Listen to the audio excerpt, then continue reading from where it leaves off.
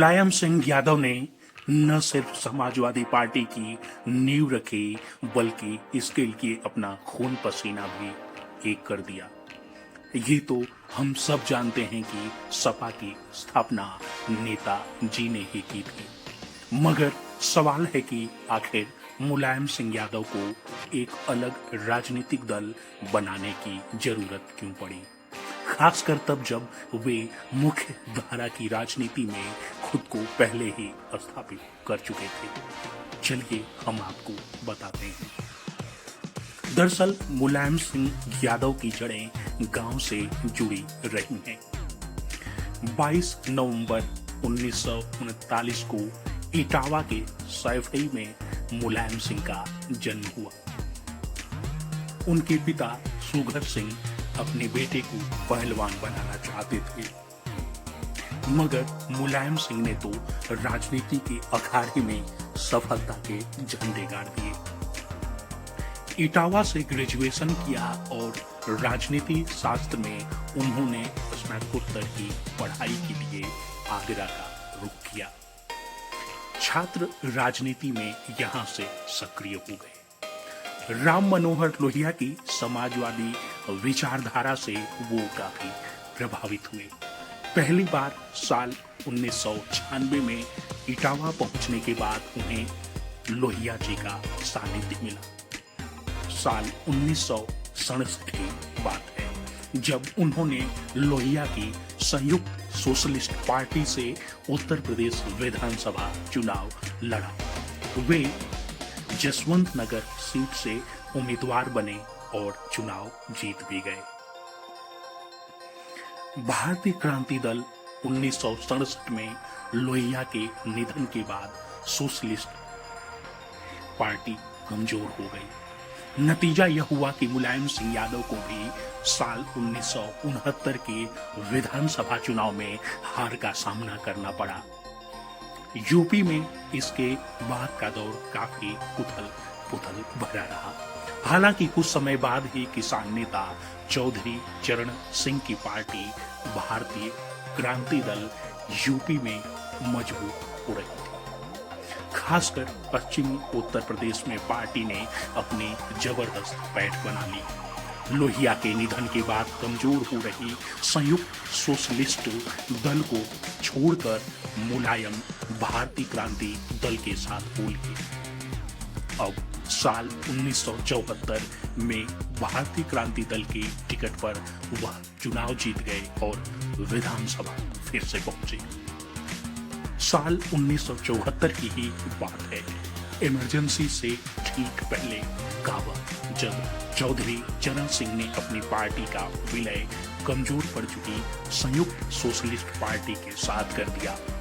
इसी के साथ भारतीय क्रांति दल बन गया लोकदल। यह मुलायम सिंह यादव के राजनीतिक करियर की तीसरी पार्टी रही। मुलायम ने इस पार्टी में रहते हुए प्रदेशाध्यक्ष की भूमिका निभाई। इस बीच इंदिरा गांधी सरकार ने देश भर में इमरजेंसी लगा दी। इसके खिलाफ प्रदर्शन में शामिल रहने के लिए मुलायम सिंह यादव की मीसा में गिरफ्तारी कर ली गई। आपातकाल के ठीक बाद साल 1977 में देश में जयप्रकाश नारायण की जनता पार्टी का उभार हुआ। चौधरी चरण सिंह के लोकदल का विलय इसी पार्टी में हो गया। 1977 के विधानसभा चुनाव में जीत के बाद राज्य में जनता पार्टी की सरकार बनी। नई सरकार में मुलायम सिंह को भी मंत्री बनाया गया। हालांकि जनता पार्टी 1980 में ही टूट गई और इसके घटक दल एक एक करके अलग होते चले गए। जनता पार्टी की टूट से कई पार्टियां बनी। चौधरी चरण सिंह ने जनता पार्टी से अलग होकर जनता पार्टी सेक्युलर बनाई। मुलायम भी चरण सिंह के साथ चले गए। 1980 के विधानसभा चुनाव में मुलायम को दूसरी बार हार का सामना करना पड़ा। इस चुनाव में मुलायम चौधरी चरण सिंह की जनता पार्टी सेक्युलर की टिकट पर चुनाव लड़े थे। 1980 के चुनाव के बाद चरण सिंह की जनता पार्टी सेक्युलर का नाम बदलकर लोकदल कर दिया गया। अब बात आती है साल 85 में राज्य में हुए विधानसभा चुनाव की जब मुलायम लोकदल के टिकट पर चुनाव जीतकर फिर से विधानसभा पहुंचे। साल 1987 में जब चौधरी चरण सिंह के निधन के बाद उनके बेटे अजीत सिंह और मुलायम में विवाद हो गया। इसके बाद लोकदल के दो टुकड़े हो गए। एक दल बना अजीत सिंह का लोकदल अ और दूसरा मुलायम सिंह के नेतृत्व वाला लोकदल ब। 1989 में जब विश्व प्रताप सिंह बोफोर्स घोटाले को लेकर कांग्रेस में बगावत कर अलग हुए, तब विपक्षी एकता की कोशिशें फिर से शुरू हुई। इसी के साथ एक बार फिर जनता दल का गठन हुआ और मुलायम सिंह यादव ने अपने लोकदल बी का विलय इसी जनता दल में कर दिया।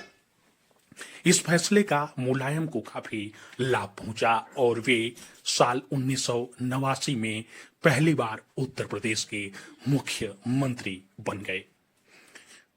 1990 में केंद्र में वीपी सिंह की सरकार गिर गई तो मुलायम सिंह चंद्रशेखर की जनता दल समाजवादी में शामिल हो गए।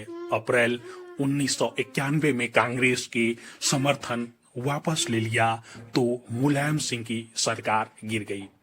1991 में यूपी में मध्यावधि चुनाव हुए जिसमें मुलायम सिंह जनता पार्टी के चुनाव पर टिकट पर चुनाव लड़े। 1991 में यूपी में मध्यावधि चुनाव हुए जिसमें मुलायम सिंह जनता पार्टी के टिकट पर चुनाव लड़े। इस तरह होते हुए आखिरकार 4 अक्टूबर 1992 की तारीख आई जब मुलायम सिंह नेताजी ने समाजवादी पार्टी का गठन किया।